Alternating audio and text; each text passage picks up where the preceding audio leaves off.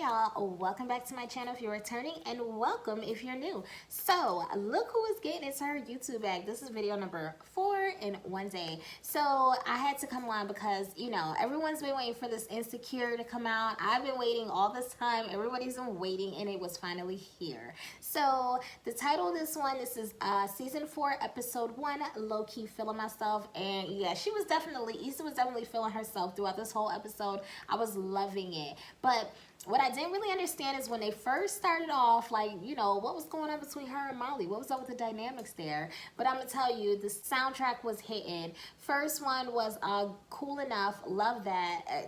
That was just everything. Tuesday Feeling and Sandstorm. Those were the 3 that stood out to me. So like every episode, I'm gonna tell you guys which songs I felt like were, like, you know, the hitters. And definitely when I was listening to Tuesday Feeling, I was like, man, like all the words in that song was amazing. But anyway, let's get into this episode, y'all. To start off, my very first question was like, where is Nathan? What's up with Nathan? Because everybody wants to know what happened with Nathan. Then we see Molly tell him that, you know, he needs to go. Take your flowers and vamoose. And I was like, wait a minute, I don't remember this part. What happened here? So then that's when I realized, I had watched it one time through, wrote down a couple notes, came back, and then realized that they said 4 months before. 4 months earlier. So this was fast forwarding, and they went back, and they're going to catch us up. Cool.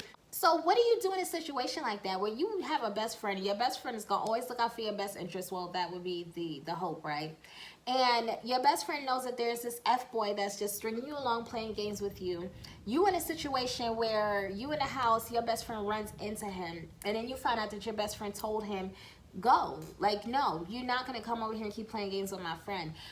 Are you mad at your best friend for doing that? Or do you look at it like, yo, she looks out for you. She had your back. Because I was sitting here thinking, and I'm like, I know Issa was hurt, but we saw from season 3 the games that Nathan was playing, the disappearing acts. You know, he had a lot of stuff with him, and Issa couldn't really pinpoint what his deal was. None of us could pinpoint what his deal was because it was too in and out, too...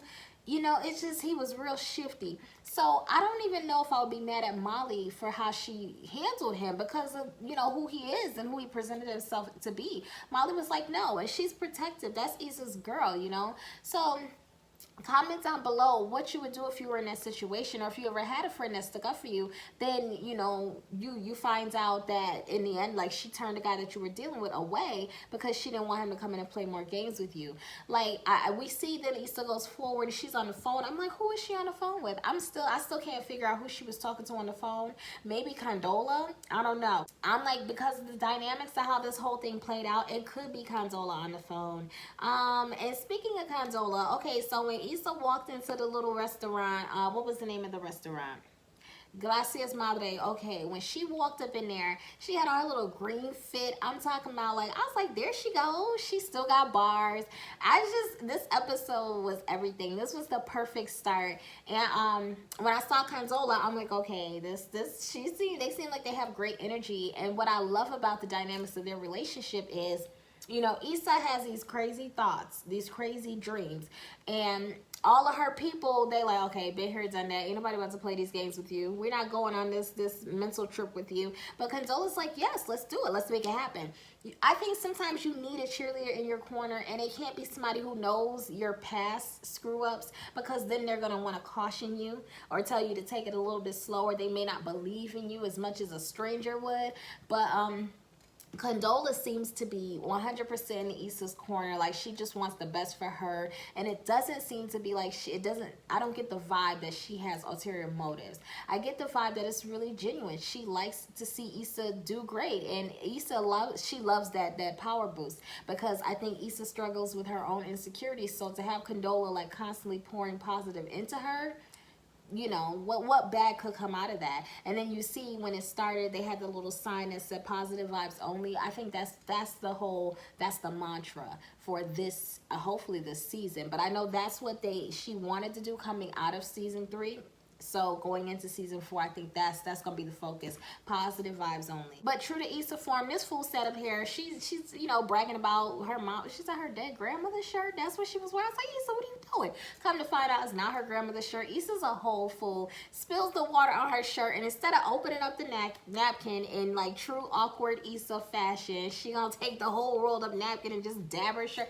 I was like, okay, our girl is back. I mean, I really wish that these episodes were longer, but I understand like a lot goes into it. But man, I can't get enough of this show. And what I want, y'all comment down below. Name a show that has a better soundtrack than Insecure. The only show I could think of off the top of my head would be probably New York Undercover back in the day. If y'all remember New York Undercover and how they used to play them hitters, they used to have the live music, Erykah Badu, they just used to have people go up there. They would do old school, new school, a Mad Lion.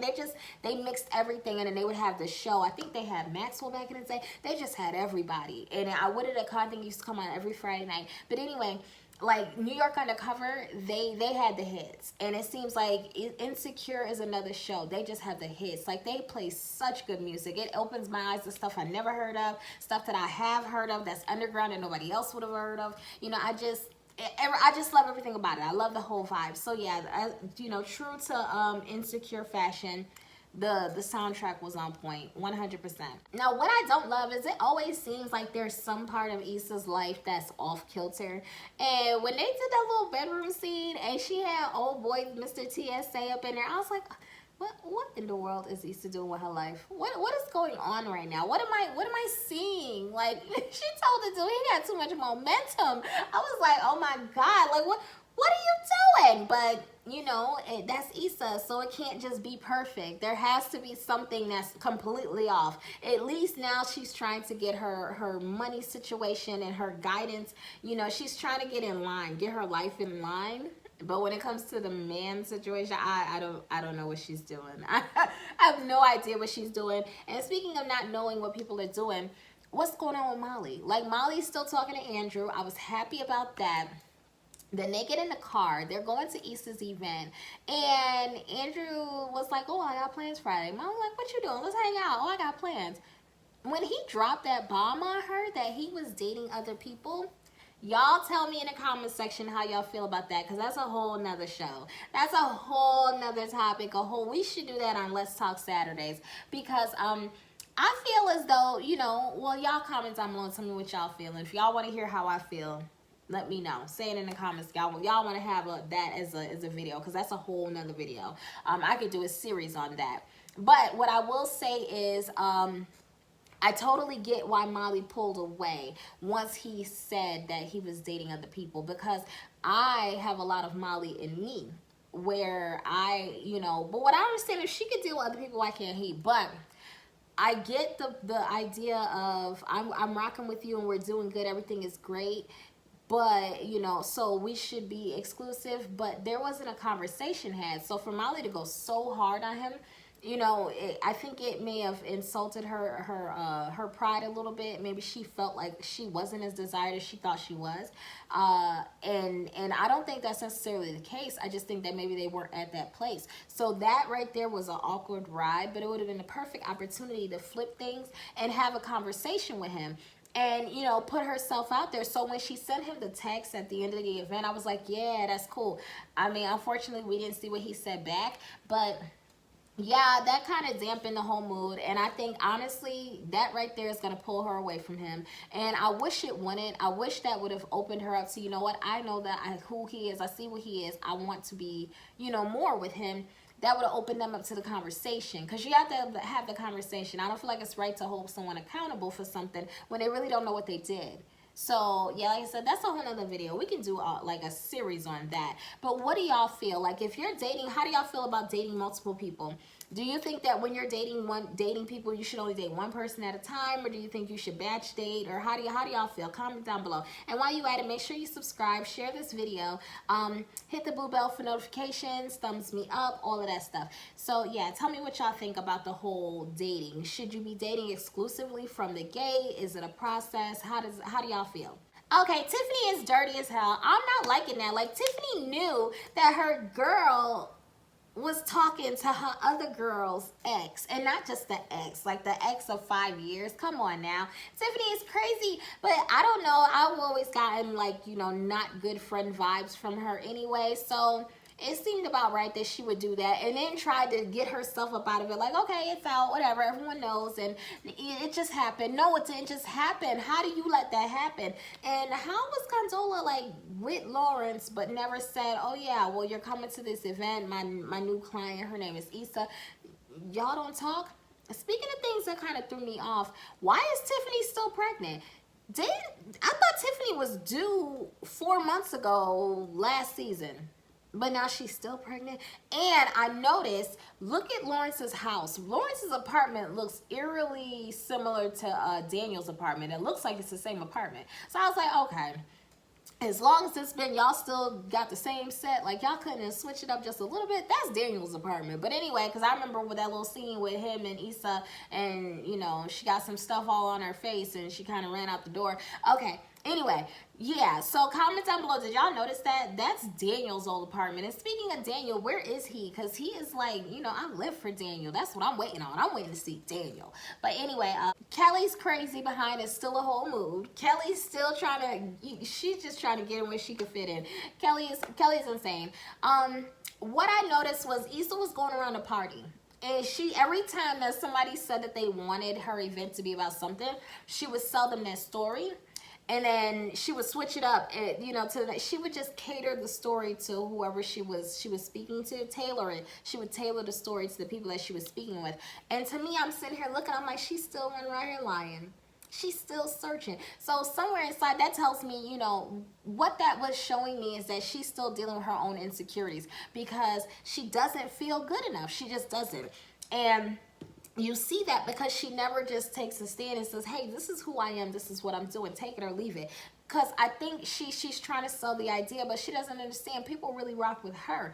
It's you that they like. It's not so much what you're doing. So you don't have to sell them so much on stuff. Just be you. And then when she got up there and grabbed the mic, I was like, okay, there we go. So she finally just spoke to them. And that's what made people open up. Because if you're telling 5 different people 5 different things, and they all know each other and they get together, they're gonna talk, and they're like, well, no, that's not what she told me. Well, that's not, you know, they'll compare notes, and then you're looking like a fool. And it was kind of cool. It was, you know, that's what what's the name said? What's old girl's name? Paula Parker, she was there. I was like, oh my gosh, look at her. I haven't seen her in years. But that's what she said, like, oh, you know, everybody runs in the same circle, and whenever you have an event, it's always the same urban vendors and, you know, stuff like that. So for her to say that right there, I'm like, yeah, everyone runs in the same circle, which means they talk. So if they talk, Issa, stop lying to everybody. Just get up there and say who you are and what you're about. If they like you, they like you. If they don't, whatever. And they did, and they will rock with her. So that's how she sold her idea. She pitched her idea, and it worked. Now, going back to my boy Lawrence, I love me some Lawrence. I do. And Issa did him wrong, and I feel like, you know, they went through what they went through. But how is Lawrence feeling okay about hollering at old girl at Tiffany's baby shower? You know that Tiffany is one of Issa's good friends. You know that this other girl is there because she's friends with Tiffany as well. Did you not think that this would be awkward or weird? So I'm side-eyeing Lawrence too, because yeah, he just didn't care. He saw something and he went for it. And I'm like, no, that wasn't right. That was reckless. Good thing, I feel like when it's all said and done, Lawrence is going to be the one that's uncomfortable with the relationship between Condola and Issa. It's not going to be Issa and it's not going to be Condola. Right now, they're acting a little weird because it's fresh, but Lawrence is going to be the one that has a problem because I feel like those two are going to click. Molly's going to get booted out as the best friend. Condola's going to come in. And Lawrence is not going to be comfortable because he doesn't know if they're comparing notes. He doesn't know what they're doing. But it's going to be a bond that he's not a part of. And that's going to cause him and Condola to bump heads. Those are just my predictions. But we're going to see. Now, speaking of my girl Molly, she's going to get booted out as the best friend. I see that. But I felt for her. I felt her pain when she found out that Andrew was dating other women. And for her to say to Issa, you know, I'm just letting go of whatever doesn't suit me. That's how you feel? He doesn't suit you? No, the situation doesn't suit you because you have this preconceived notion of how things are supposed to go. And the fact that Andrew just kind of flipped your whole thought process upside down, is throwing you off. So I hope that Molly steps outside of herself and just enjoys the process. And if he's not trying to be serious, you know, it's only been, what, a couple months they've been dating, or a month or something. I don't know how long they want to play since old girl's still pregnant. But, you know, just let it play out. Enjoy the moment. Enjoy your time you spend with him. Don't fall for him, but, you know, just let this thing play out. And I think now, like I said earlier, this is the time to have that conversation. So if they were to step into an exclusive level, they both on the same playing field. And if he's not ready for that, then that lets her know where he is, straight up. But I think that because Molly got her feelings hurt and Issa wasn't there to, like, help her lick her wounds, she lashed out at Issa. And she said to Issa, like, you know, you're in this thing with Condola and Lawrence. How you still cool with this woman? How you still working with her? You like that drama. That's what it is. You like it. And I was like, well, dang, you ain't have to be so harsh. I don't think it's that Issa likes the drama. I think Issa loves the attention that she's getting in the encouragement that Condola brings that she doesn't get from her other crew. That's what I think it is. And I think that Condola just has a light about her, and Issa is attracted to that light, regardless of the role that Lawrence plays. This has nothing to do with Lawrence. So I think Issa's trying to separate the two. She would like to continue her relationship with Condola because not only does it benefit her financially, it benefits her, you know, spiritually, mentally, all of that. She gets the good vibe from her. And, you know, and she can separate that, what she feels for Lawrence, because let it go. It hurts. She's not going to be happy about them being together, but she can step out of that and not worry about it. And Molly's like, why would you even deal with Condola? Why would you just cut the girl off? Because it's messy. And it's like, that's what Molly's trying to do with Andrew. Like, you see a situation, you hit one bump in the road, all of a sudden you're just going to cut the man off? Why not try to work through it? So if Issa could take a little bit of what Molly has, and if Molly could take a little bit of what Issa has, I think both of them would be perfect. Because Issa, she probably should kind of step back just a little bit and look at things before she jumps all the way in. And Molly really should step back in the game and not just retreat all the way because her feelings got hurt and now she's wounded. You know, don't run.